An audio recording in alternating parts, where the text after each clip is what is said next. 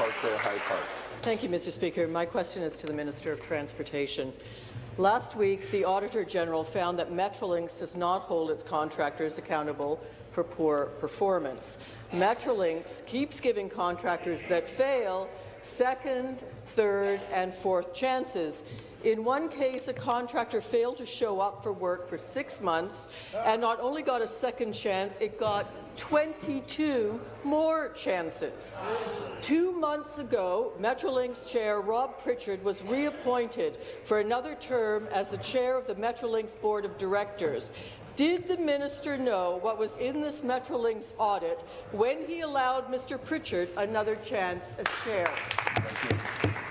Mr. Speaker, thanks very much, and I thank the member for the question. As I mentioned in my response to the member from Kitchener, 275 construction projects completed by Metrolinx over the last 5 years, Speaker. The majority of those delivered on budget or under budget, Speaker, which I think is important to stress.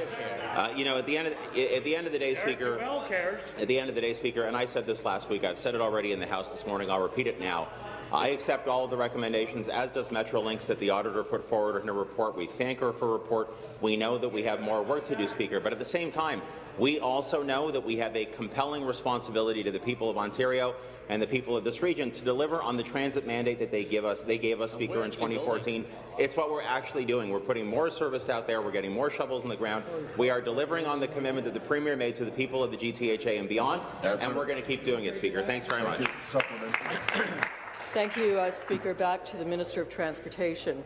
The Minister has promised that people who fail at Metrolinx will be held accountable, but no one has been held accountable for Presto cost overruns, the disastrous rollout of the Union Pearson Express, upside-down bridge trusses, and years of transit planning chaos. The minister has in fact decided that Liberal insiders like Rob Pritchard are doing a just fine job at providing oversight at Metrolinx. Public support for transit investment won't survive more Metrolinx audits like this last one. Public trust depends on accountability, and accountability needs to start at the top. Simple question.